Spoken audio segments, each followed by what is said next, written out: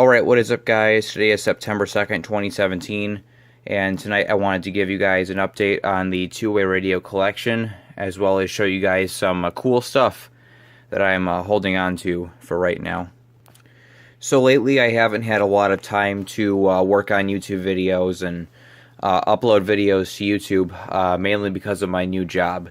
For those of you who don't know, I am a school bus monitor aide at the school bus company now, and along with that job, which by the way it has been very good, it's been going very well. I've been at it for pretty much 2 weeks now, and it's been a very great experience.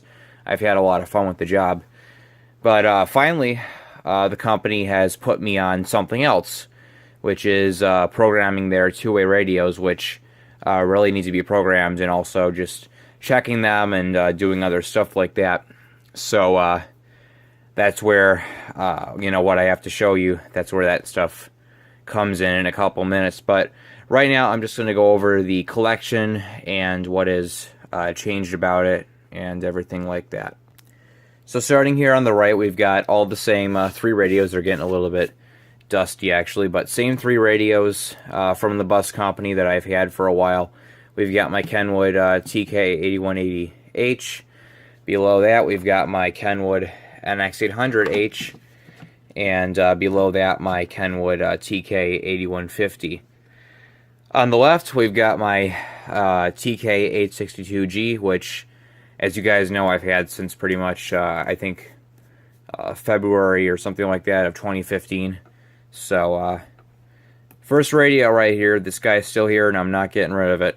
I still have two TK880 units. I haven't done a whole lot with these, but these are still here. This guy down here on my portable base station is actually new. I now have an NX800H on my portable base station power supply here. For those of you who don't know, when I first got this power supply, it had a Kenwood TK8180 on it, and I actually traded that to Tony Jericho. So I was without a radio on this power supply for a little bit, but I now have a Kenwood NX800H on here, and I had one of these on here a couple months ago. One that a second one that I got from Tony, and I know I said I wasn't going to be keeping it and all that because these high power units do not work well with these power supplies, because this is only a 10 amp power supply, and these high-power Kenwood units take 13 amps. But, and I was, like, saying, I still don't want a high-power unit, even if I keep it on low power. But I did some research, and I'm pretty sure when you knock these things down to low power, at least these high-power units, all it really does, it only drops you to, like, 30 watts or something like that, which is still plenty of power for hitting repeaters and stuff like that. So, I got this guy, as you guys can see by the number on top. This is also from the school bus company, and this particular unit, 1102403, Fleet Sync ID, this one actually came from the old bus I used to ride, bus 1607. Hey Rich? Yeah? Let him know also there are no stops on Batavia, or you just go straight to Timber after Winchester.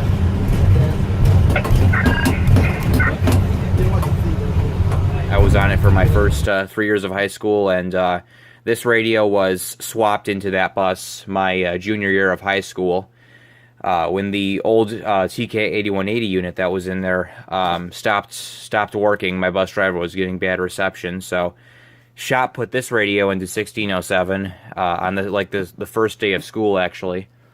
And it was in there the whole year until 1607's retirement at the end of the year.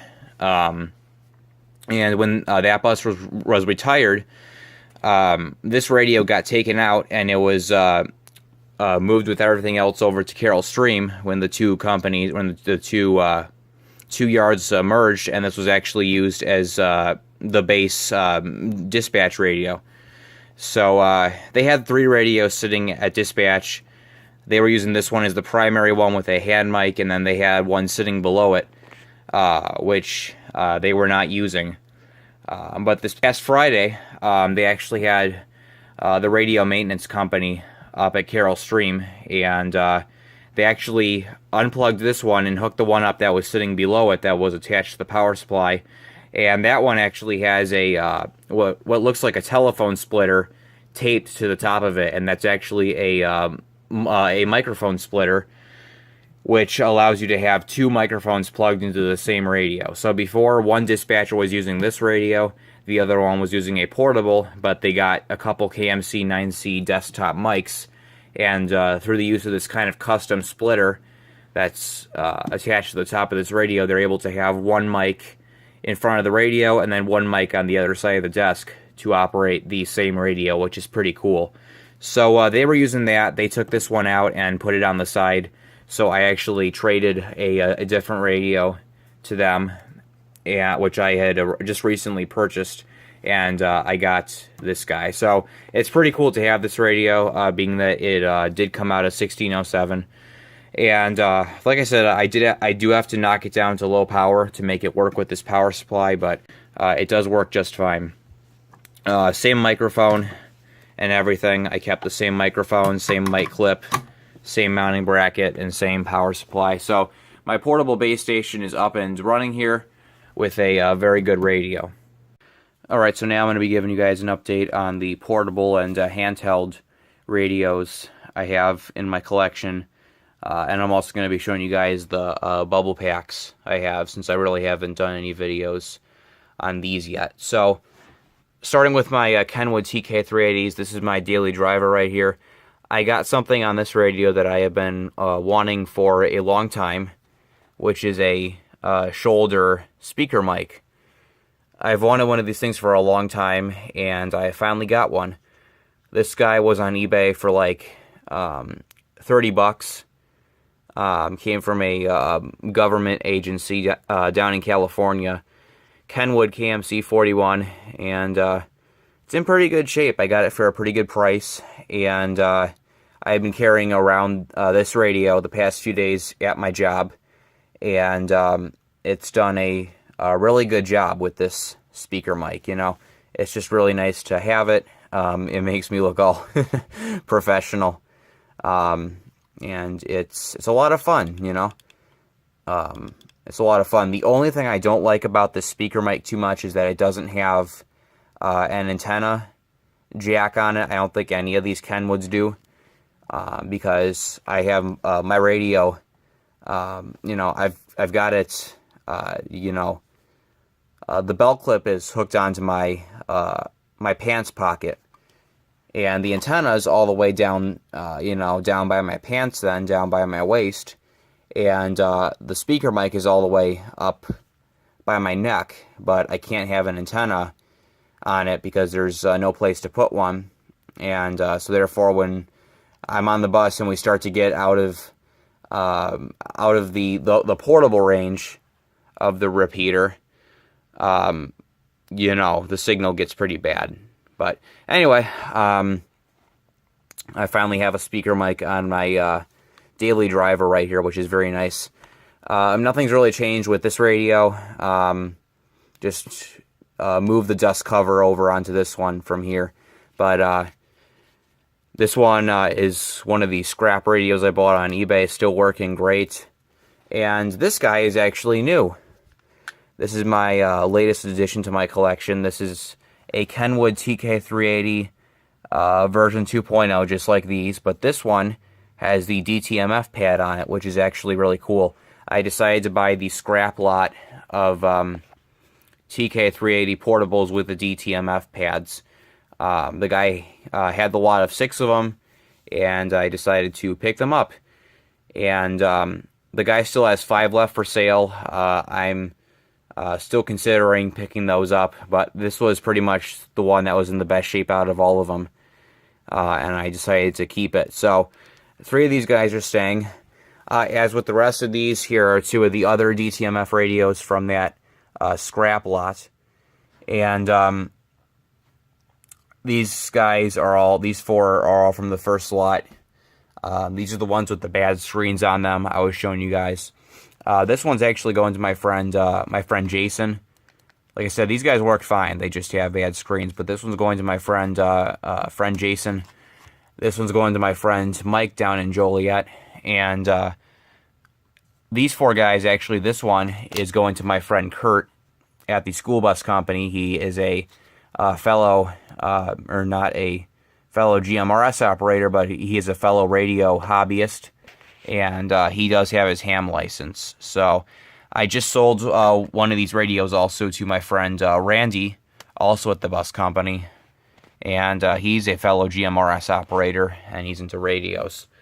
So there's all those. Like I said, this one's going. These two are going, but these three will, after I get batteries and antennas for them, they will be going up for sale. Still got the Uniden BCD 436 HP scanner. Haven't really done a whole lot with this. Not much has changed on it, of course. Here are the bubble packs that I haven't really shown you guys too often.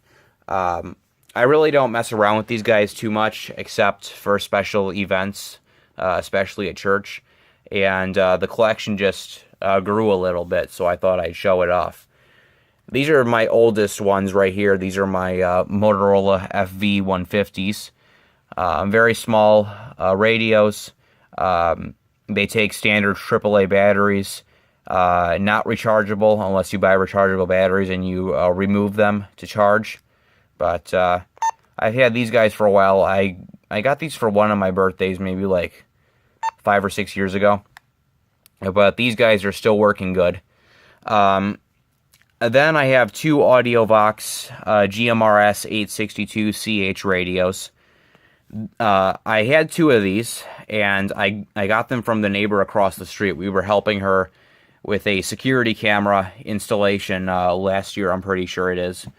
And she had just had a garage sale, and she had a lot of stuff sitting in her garage that she didn't sell.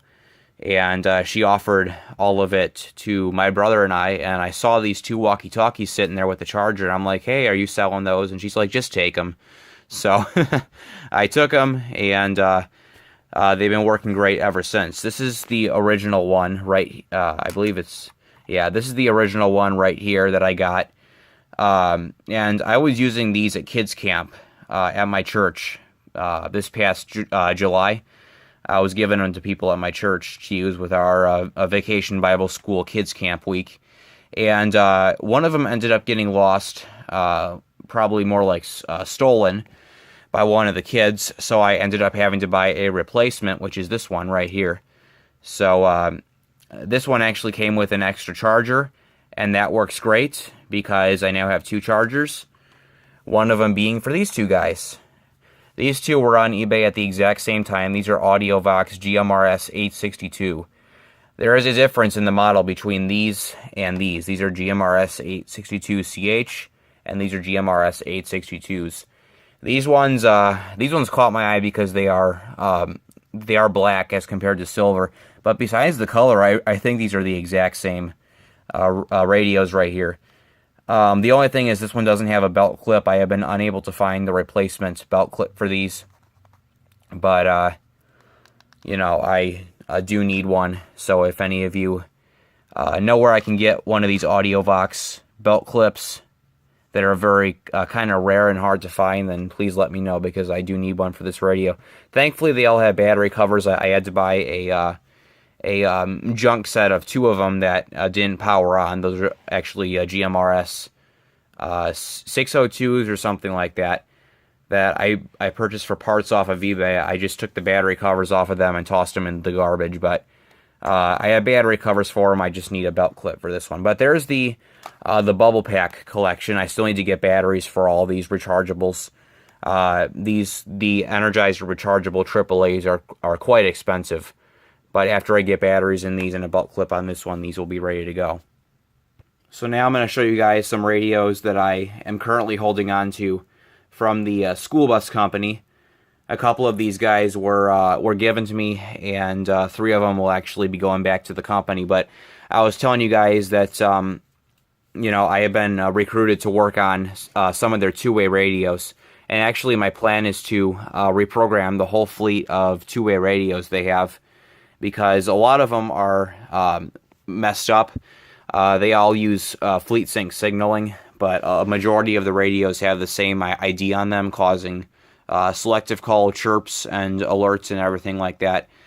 But this past week, I finally got permission from the contract manager there to talk to the shop, and the shop got me going on reprogramming all these radios. So it's just a temporary job, but after all the radios are reprogrammed, they should work properly. But it was pretty cool because on Friday they gave me all the spare radios, and they set me up my own little station in the shop with a school bus battery. I brought my my Magnum out antenna from home, and I reprogrammed and checked all their spare radios, which were mostly TK8150s, but I'll start with these two guys here. These guys are the TK8150s right here. These guys are actually very slowly being phased out of service from the company. And this particular one, this was sitting in their spare radio box, and I had just reprogrammed it, checked it, and it worked fine. And I just gave this one a good look. And as you guys can see, it looks like this one has been sitting in the sun for thousands of years. There was a sticker on this. You can see where the tape was. So it looks like this thing has been through quite a lot. And this particular one has the Fleet Sync ID 100-1031. This one has just been through a lot. Like I said, it looks like it's been sitting in the sun for 1,000 years. It looks like absolute crap. And I talked to the shop mechanic there, and I'm like, hey, you know, this one works absolutely fine. I just tested it, but I really, you know, in the cosmetic condition that it's in, should we really put it back into service? Should we really keep it in service, you know, and put it into a bus? And he's like, you know what, just toss that one in the garbage, or if you want, you can keep it. Because no, we're definitely not putting that into a bus. It looks like absolute crap, and it's old. So, you know, I brought it home. This guy works fine. It just looks like absolute crap. This one's actually, this one will be going to my friend Mike down in Joliet. My friend Mike is a GMRS operator. You guys have probably heard of him a lot in my videos, and I met up with him a couple months ago to do a radio swap with him. So this one will be going to him. He does want it. This one also came from the company. This one was just retired too. This was sitting in the shop behind the shop base station, collecting a lot of dust, and this one they have taken out of service too. So these are just very old units, and like I said, they are slowly being phased out of the roster because a lot of them are the 8180s and the NX800s. These guys are the ones that are going back to the company. And by the way, that one's going to my friend Hank down in Joliet if he decides to take it. But I should be meeting up with Mike and Hank this weekend to give those to them. But these are the radios that they are primarily using. These are Kenwood. This is a Kenwood TK8180H. Not extremely common on the fleet. And then these two guys are Next Edge units right here, the NX800Hs. And the primary reason I have these is to reprogram them and to do small repairs to them. And, you know, those repairs are putting power connectors on them. And I guess I'll start with the TK8180H here. This one actually came out of one of the buses yesterday, actually. The driver pulled it up to shop, and the mechanics actually called me over to take a quick look at it. And every icon on the screen was showing. And the radio was completely locked up. It would not do anything. And so I'm like, hey, can I turn the bus off? They're like, sure. So I turned the bus off, turned it back on. The radio powered back on as normal. But I just said, hey, you know what? It might be a good idea to swap it in case this happens again, because the radio was completely locked up. It wasn't doing a single thing. I think it might be a good idea just in case to swap it.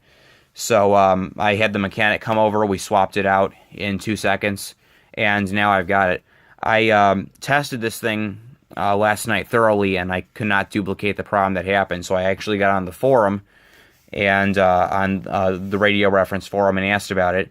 Someone said more than likely the radio's fine. It's an electrical problem with the bus, and the bus was most likely sent a power surge or a power spike to the radio, which caused it to do that. So keep an eye on the bus, not the radio. So I've reprogrammed this one since I'm reprogramming the whole fleet anyway. So this one will be going back to them this Tuesday. Then these two guys, these two next edge units, this was one of their spares. This was sitting on the spare, in the spare box. This one, actually, the wires were cut really short on it, and it had no connector.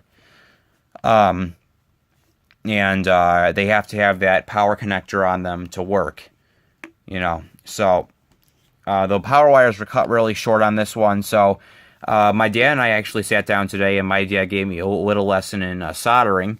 So I pulled some extra wires I had out of the parts bag, which were the same, pretty much, I think the same exact size as these wires, and we twisted the wires together, soldered them, put heat shrink tubing over them, and once I get the connector for this radio, this one will be ready to go back to the bus company and be put into service. My dad and I also thoroughly cleaned all three of these. They were very dirty. There's still a little bit of dust in the speaker, as you guys can see. But we thoroughly cleaned these, and they're looking a lot better. This one back here was actually sitting behind the dispatch desk. This one was sitting up on the shelf at base, and I had seen this one sitting up on the shelf for a couple weeks, you know, kind of out of reach of everything else. And I'm like, hey, what's going on with that one? So the first day I was doing these, I decided to go behind the desk and pull this one off. And I could see why this radio wasn't being used. This one also had its connector cut off, and it actually had two different types of connectors on the wires. I cut those connectors off, and I just need to get the proper connector on here. I do have new connectors ordered. Those should be here in a couple days. And then that's pretty much all that's wrong with this one besides reprogramming. This is one of those units that has the 1104456 ID on it. When the correct ID is clearly marked on here, that stupid company that programmed these things basically just put the same programming file onto all of them. And this one had that shared ID on it. So this one, when it was the last time this was used, it was probably chirping like crazy. So I still have yet to reprogram this one, but it will be reprogrammed with its own ID, and then this will be going into service in one of the buses too. But I just put new paint over these FleetSync IDs. They were fading a little bit, so I have a white paint marker. So I rewrote those, put fresh paint on those, on that one and on the 8180 right here. So this one's looking pretty good.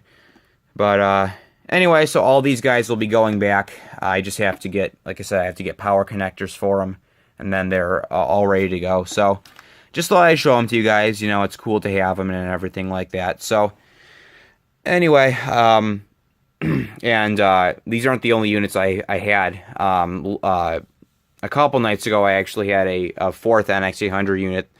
They left it in the shop for me with a post-it note, reprogram, no Carol stream. So I pre-programmed that radio. So anyway, having a lot of fun with this job so far. I really do like it. I'm very thankful to have it. But and then one of these coming up nights, I'm actually going to bring home that whole box of 8150s they have, and I'm probably going to clean those up because they are absolutely disgusting. So I'm probably going to bring those home and clean them up good, then bring them back. But these ones, depending on how fast I get the power connectors on these ones will be going back into service pretty soon here. So anyway, thank you guys for watching tonight. There is all the craziness that is going on with the two-way radios. But alright, thank you guys for watching tonight, and that'll be it.